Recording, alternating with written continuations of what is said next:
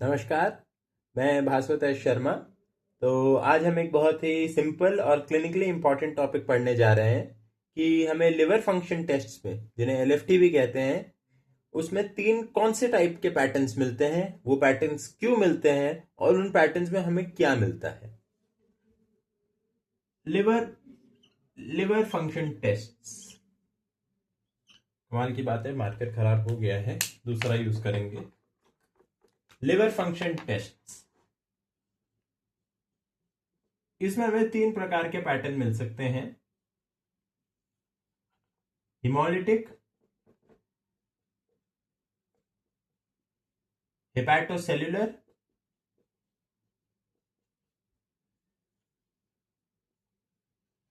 And cholestatic. शब्दों से घबराने की बात नहीं है, छोटी सी बात है। हिमोलिटिक हिमोलिटिक का मतलब हुआ आरबीसी का टूटना। आरबीसी यहां टूटी, आरबीसी ने निकाला हीमोग्लोबिन।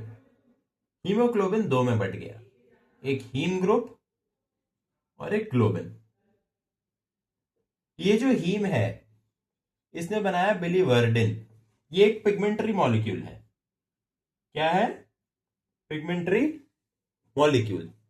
ये जो बिलीवर्डिन है, ये बना बिलीरूबिन। बिलीरूबिन ये भी पिगमेंटरी है। और ये बिलीवर्डिन से बिलीरूबिन कैसे बना? एक एंजाइम है बिलीवर्डिन रिडक्टेज, उसके थ्रू। तो अब ये बिलीरूबिन तो हमारे पास आ गया। अब जितनी ज्यादा आरबीसी टूटती रहेंगी उतना ज्यादा बिलीरूबिन बढ़ता रहेगा। तो हमें हिमोलिटिक पैटर्न में क्या मिलेगा? हमें टोटल बिलीरूबिन बढ़ावा मिलेगा। टोटल बिलीरूबिन हमें बढ़ावा मिलेगा। टोटल बिलीरूबिन में भी दो पार्ट्स होते हैं, हमने पता है, direct bilirubin and indirect bilirubin. अब डायरेक्ट और इनडायरेक्ट का क्या मतलब है? Direct bilirubin is conjugated, indirect bilirubin is unconjugated. अब कॉन्जुगेशन होने के लिए तो उसे लिवर में जाना पड़ेगा, लेकिन ये आरबीसी तो अभी ब्लड वेसल के अंदर ही थी, तो ये लिवर में तो गई ही नहीं। तो जब ये लिवर में ही नहीं गई, यहीं टूट गई, तो कौन सा वाला बिलिरुबिन बढ़ जाएगा? अनकॉन्जुगेटेड। तो हमें अनकॉन्जुगेटेड बिलिरुबिन बढ़ावा मिलेगा हिमोलिटिक पैटर्न में। तो मैं एक बार इसे फिर से क्लियरली लिख देता हूं। आपने तीन पैटर्न्स तो देख ही लिए क्या क्या होंगे। कि हिमोलिटिक पैटर्न में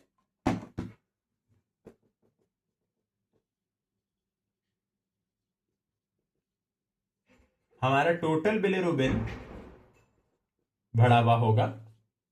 टोटल बिलिरुबिन में भी डायरेक्ट बिलिरुबिन जो होगा वो नॉर्मल भी हो सकता है, बढ़ा हुआ भी हो सकता है, लेकिन जो डेफिनेटली बढ़ा होगा वो इनडायरेक्ट बिलिरुबिन। इनडायरेक्ट बिलिरुबिन क्यों बढ़ा होगा वो मैंने आपको बता दिया। एएसटी, एएलटी और बाकी सारी जो चीजें हैं, एएलटी, एएलपी, एल्ब्यूमिन, ये हिमोलिटिक में इनिशियल स्टेजेस में नॉर्मल रहेंगे।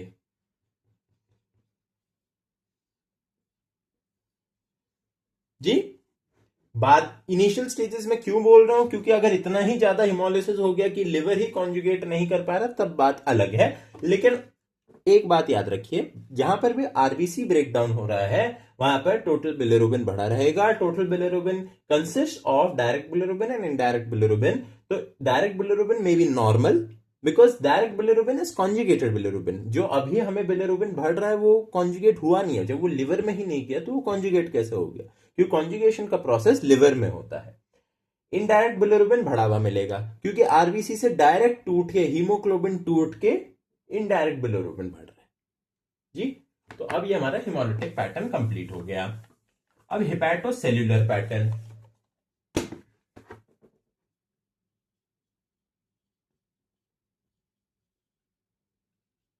हिपैटोसेल्युलर पैटर्न, ये हिपैटोसेल्युलर पैटर्न क्या कहता है कि जब हमारे जो लिवर के हिपैटोसाइट्स हैं, जब उनमें इंजरी होगी, किसी भी रूप से इंजरी होगी, कोई भी कॉज से इंजरी होगी उन हेपेटोसाइट्स में, तो फिर हमारे लिवर एंजाइम्स बढ़ जाएंगे। वो लिवर एंजाइम्स कौन से हैं? ALT, AST, ये दोनों बढ़ जाएंगे। लेकिन इसमें एक बात जो जानना जरूरी है वो ये है कि ALT जो है वो लिवर के लिए ज्यादा स्पेसिफिक है, तो ALT ज्यादा बढ़ा होगा। तो ALT अगर बढ़ रहा है इसका मतलब ये पक्का है कि हेपेटोसाइट डैमेज हो रहा है। यूजुअली हम जो नॉर्मल रेंज होती है उससे अगर 2 टाइम्स ज्यादा बढ़ा है, नॉर्मल रेंज से 2 टाइम्स अगर ज्यादा बढ़ा है, दैट मीन्स हेपेटोसाइट इंजरी हो रही है, that is hepatocellular pattern. And AST भी बढ़ा होगा क्योंकि हेपेटोसाइट से भी रिलीज होता है, AST बोन से भी रिलीज होता है, hence ALT is more specific, but ALT बढ़ा होगा, AST बढ़ा होगा। एंड इसमें हाँ एक चीज और, ये तो बड़े होंगे ही, दीज आर लिवर एंजाइम्स। जो सिंथेटिक फंक्शन है लिवर का, क्या क्या सिंथेसाइज कर रहा है? एल्ब्यूमिन सिंथेसाइज कर रहा है। अब क्योंकि हिपैटोसाइट्स डैमेज हो रहे हैं, दैट मींस लिवर डैमेज हो रहा है, दैट मींस उसका सिंथेटिक फंक्शन कम हो जाएगा, तो एल्ब्यूमिन जो बन रहा है वो कम हो जाएगा। जो हमारा AG रेशो है, that means albumin to globulin ratio, ये हमारा रिवर्स हो जाएगा। रिवर्स क्यों होगा? क्योंकि हमारा एल्ब्यूमिन तो कम ही हो रहा था ना, या जैसा हमने यहां देखा, तो इसलिए ये रिवर्स हो जाएगा। उसके बाद हाँ, प्रोथ्रोम्बिन, प्रोथ्रोम्बिन भी लिवर सिंथेसाइज करता है। प्रोथ्रोम्बिन किसके लिए जरूरी है? कोगुलेशन के लिए। अब प्रोथ्रोम्बिन नहीं बन पा रहा है तो प्रोथ्रोम्बिन भी कम हो जाएगा। अब प्रोथ्रोम्बिन कम हो जाएगा तो प्रोथ्रोम्बिन टाइम बढ़ जाएगा। प्रोथ्रोम्बिन कम हो गया तो प्रोथ्रोम्बिन टाइम बढ़ गया, तो अगर प्रोथ्रोम्बिन टाइम बढ़ गया तो INR भी बढ़ गया। INR क्या है? International normalise ratio. International normalise ratio कुछ नहीं है, इंटरनेशनल नॉर्मलाइज रेशो बस दो जो प्रोथ्रोम्बिन टाइम है, that is PT test upon PT normal.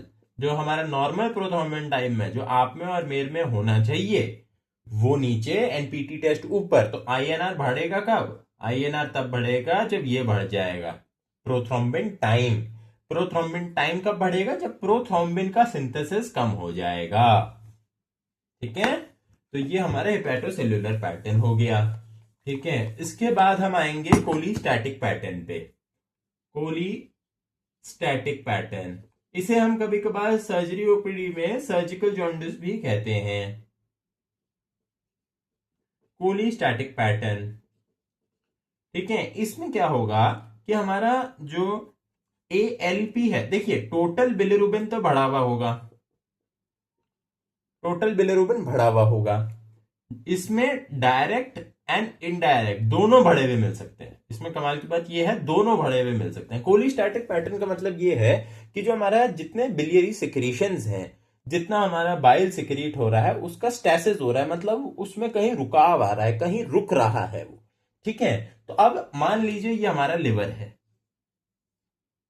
ठीक है, यहां से बाहर आना था, यहां से अंदर जाना था, ठीक है, यहां से अंदर गया, अंदर गया, अंदर गया, यहां से बाहर आया, ठीक है, यहां पर कॉन्जुगेशन हो गया, ठीक है, लेकिन अब यहां पर बाहर कॉन्जुगेट होकर आ तो गया, लेकिन अब यहां से आगे जा ही नहीं पा रहा, जा ही नहीं पा रहा है, तो यहां पर फिर वो दूसरे कलर का इस्तेमाल करेंगे हम, तो अब यहां से फिर वो अक्यूमुलेट होते चला गया, होते चला गया, तो अब ये जो यहां पर अक्यूमुलेट होते चला गया तो कॉन्जुगेटेड बिलिरुबिन अक्यूमुलेट हो रहा है ना, तो फिर हमारा इसलिए डायरेक्ट बिलिरुबिन बढ़ जाएगा। इसमें कोलिस्टैटिक पैटर्न में डायरेक्ट बिलिरुबिन ज्यादा बढ़ता है। ठीक है, अब आएंगे नेक्स्ट पे, इसी में ही हमारा जो ALP है, ALP that is alkaline phosphatase, ये बढ़ जाएगा। क्यों बढ़ जाएगा? ये इसलिए बढ़ जाएगा क्योंकि जो हमारा बिलियरी ट्री है,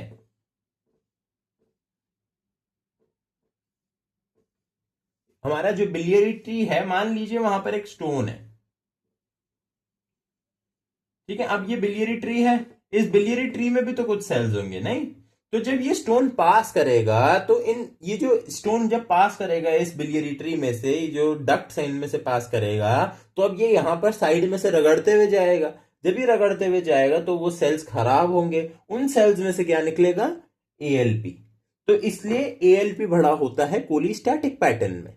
आप समझ रहे हैं, बिकॉज यहां पर अगर मान लीजिए स्टोन है जिसके कारण यहां पर बिलिरुबिन इकट्ठा हो रहा है, इकट्ठा हो रहा है, इकट्ठा हो रहा है, और ये स्टोन पास कर गया, तो यहां पर ये पास कर गया, तो इसके साइड की वॉल में, ये दोनों साइड में तो इंजरी हो गई।